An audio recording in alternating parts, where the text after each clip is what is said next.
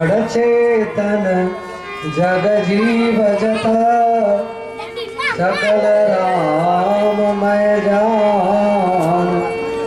वंदो सबके पद कमल सदा जोर जुगपान।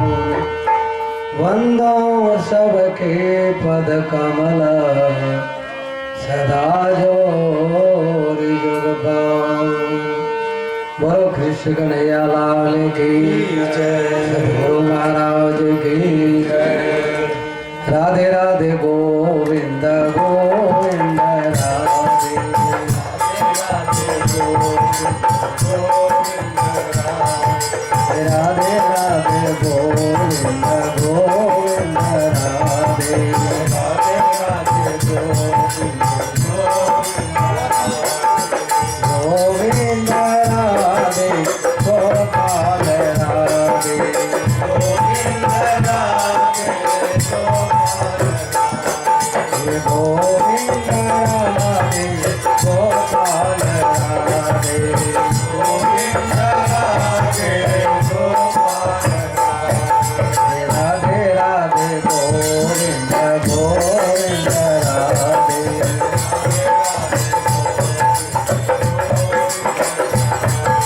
राधे राधे गोविंद गोविंद राधे राधे राधे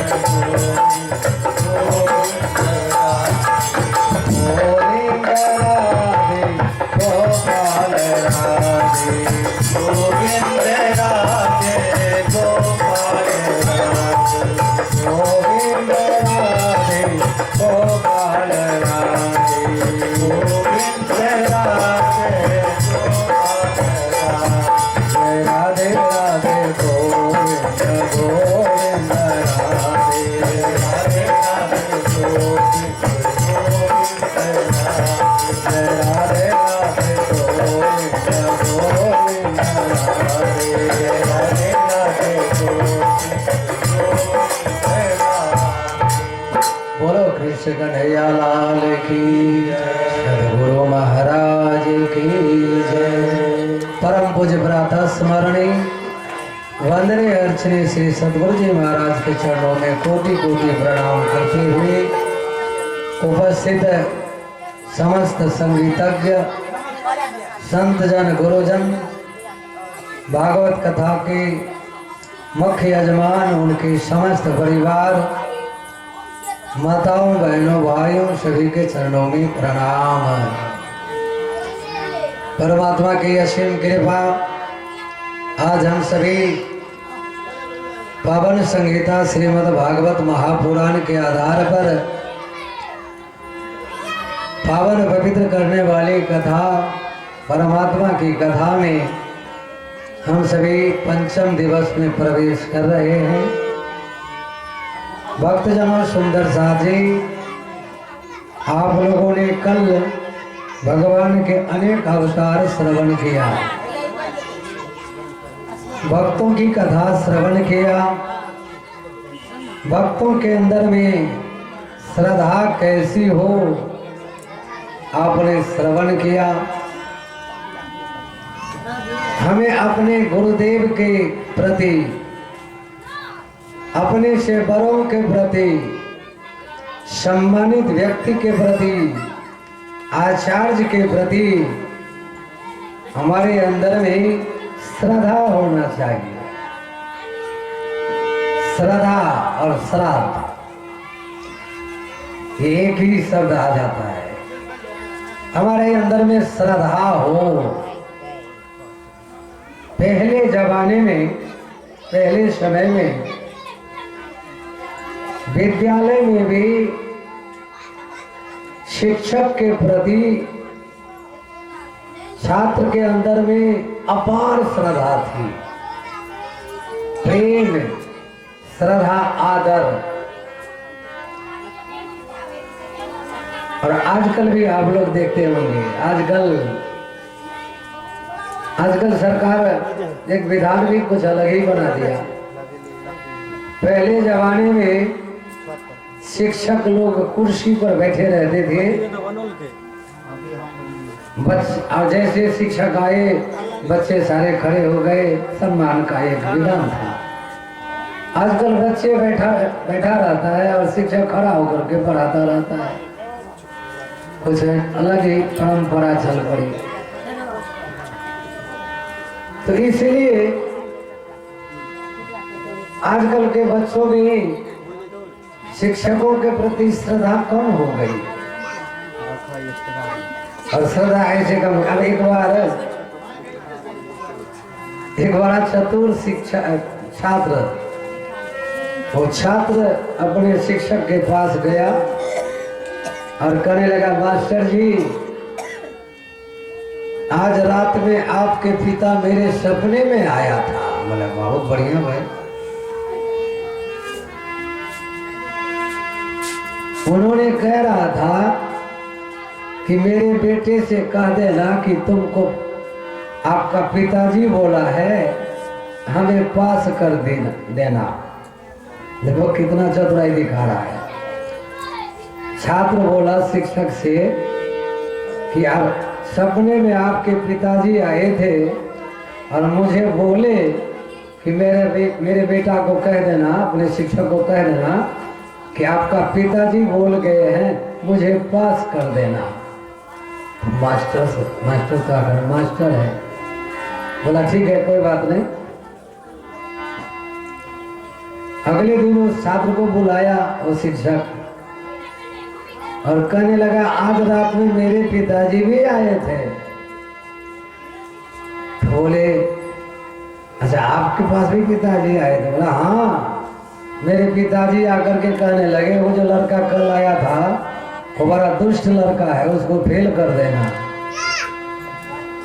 तो विद्यार्थी भी ऐसा बोला, विद्यार्थी सर जी चाहे आप पास करो चाहे फेल करो ये तो आपके हाथ में है, लेकिन आपका पिता बड़ा बेईमान है, मुझे तो कुछ कह दिया और आपको कुछ कह दिया।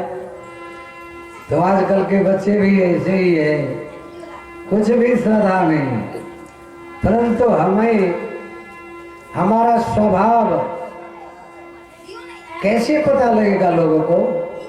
तो हमारी हर क्रिया से ही हमारे स्वभाव के पता लग जाता है। हमारे अंदर में अनुशासन हो, हमारा स्वभाव ऐसा हो कि हमारे स्वभाव से ही हमें लोग पहचान पाए कि किस प्रकार का व्यक्ति है। बोलो कृष्ण कन्हैया लाल की जय। ध्यान से कथा सुनवे, नहीं तो आलोचना होते रहे कथावाचक के कि कथावाचक के बैर है गले। जगह जगह पर कथा हरदम होते रहे थे, और जेना नलका के खोल देवे तो पानी नहीं झरझराते रहे थे। खोलल नलका में जना पानी झरझराते रहे थे, तेना ही कथावाचकों के मुँह से तो खूब प्रवचन होते रहे थे, लेकिन श्रोता केहन रहे थे जना उल्टा घड़ा नलका खोल दिलिया, घड़ा के उल्टा कर दिलिए, स्रोतो तेने उल्टा घड़ा जगह अपन पड़ल है कथीला भरत। तो हमें किसी ने पूछा कि आप लोग इतने प्रवचन करते हो कुछ फर्क पड़ता है?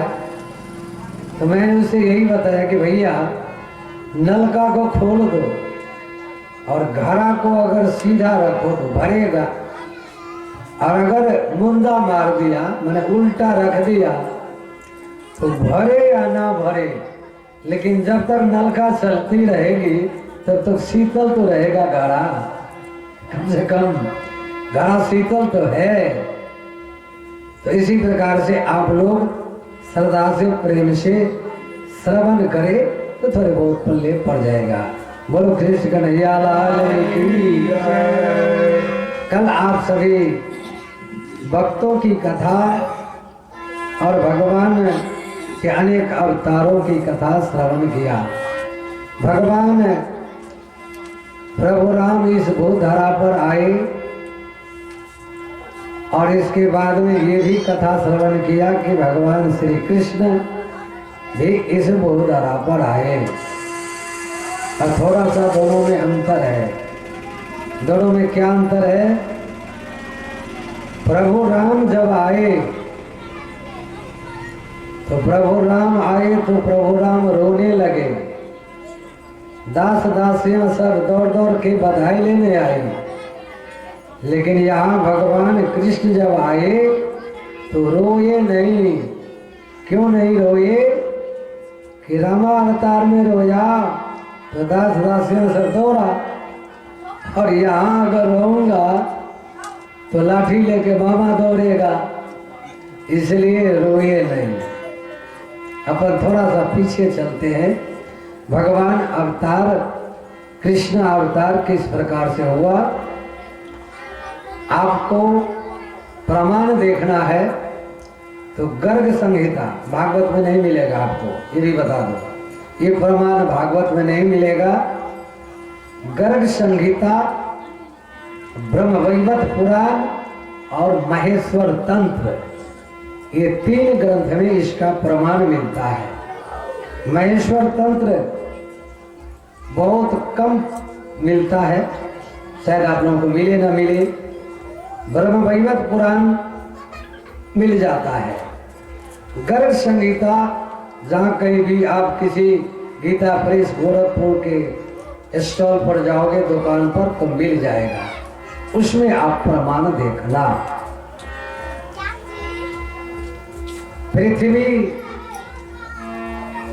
पृथ्वी कांप गई, क्योंकि पृथ्वी पर इतने अत्याचार दुराचार होने लगे, पाप बढ़ने लगा।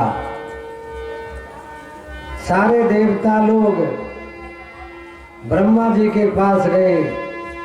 ब्रह्मा जी, इस पृथ्वी पर अत्याचार अनाचार बहुत हो रहा है, पाप बढ़ गया, क्या करें? तो बोले सबके से चलो भगवान विष्णु के पास, क्योंकि भगवान विष्णु ही अब बार बार अवतार लेते हैं और संतों के, भक्तों के, सर्व पुरुषों की रक्षा करके पापियों का संहार करते हैं। चलो ब्रह्मा जी के पास। ब्रह्मा जी के पास जब आए तो ब्रह्मा जी से सारी बात बताया गया। ब्रह्मा जी सबके सब लेकर के आए भगवान विष्णु के पास। विष्णु को जैसे बताया तो विष्णु ध्यान में बैठ गए। ध्यान में बैठ गए। देवता सब कहने लगे, महाराज ये ध्यान का समय नहीं है, ये काम का समय है।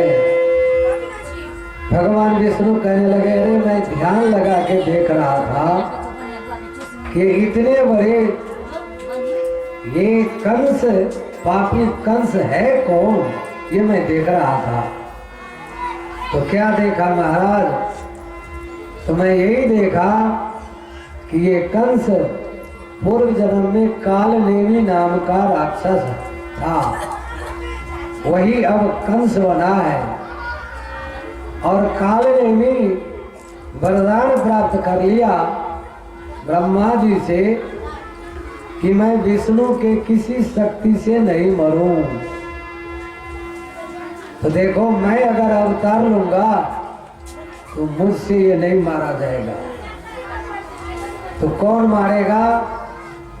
तो बोले कि चलते हैं गोलोकी कृष्ण के पास। अभी कृष्ण का अवतार नहीं हुआ है, लेकिन ब्रह्मलोक से परे गोलोक धाम है।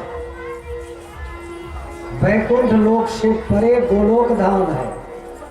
गोलोक धाम में भगवान कृष्ण के पास गए। जब सबके सब गए वहां पर, तो वहां पर भगवान कृष्ण से विनती किया कि महाराज आप अवतार लो और पृथ्वी का भार दूर करो, इस कंस को आप समाप्त करो प्रभु, आपको अवतार लेना पड़ेगा। तो वही गोलोकी कृष्ण इस भूधारा पर अवतार लेके आए।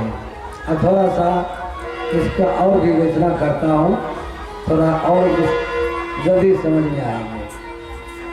भगवान कृष्ण के अंदर में तीन शक्तियां। तीन शक्ति कौन कौन है? एक शक्ति है विष्णु लोक की, दूसरी शक्ति है गोलोक की, और तीसरी शक्तियां है गोलोक से भी परे है परम धाम। परम धाम की शक्तियां, जिसको हम पूर्ण ब्रह्म कहते हैं। पूर्ण ब्रह्म की शक्ति, गोलोक की शक्ति और विष्णु की शक्ति, तीनों शक्तियां भगवान कृष्ण के अंदर अलग अलग समय तक कार्य किया है। तो इसको आप दूसरे रूप में लीजिए। जिस प्रकार मानव एक ही रहता है, परंतु पद मिल जाने से शक्तियां बढ़ जाती हैं। जैसे मनमोहन सिंह जी हैं। मनमोहन सिंह जब प्रधानमंत्री थे तो पावर कुछ और था, और शरीर तो है ही, अब वो पावर नहीं है। उसी प्रकार से भगवान कृष्ण में भी अलग अलग समय में तीन शक्तियां आई है। कलेवर एक ही है, शरीर एक ही है, लेकिन अलग अलग तीन शक्तियां आई है। अब आपको यहाँ भी ये भी खुलासा कर देता हूँ। भगवान कृष्ण जब 11 वर्ष 52 दिन तक वृंदावन में रहे, तब तक भगवान श्री कृष्ण के अंदर में पूर्ण ब्रह्म की शक्तियां थी। जब भगवान मथुरा आए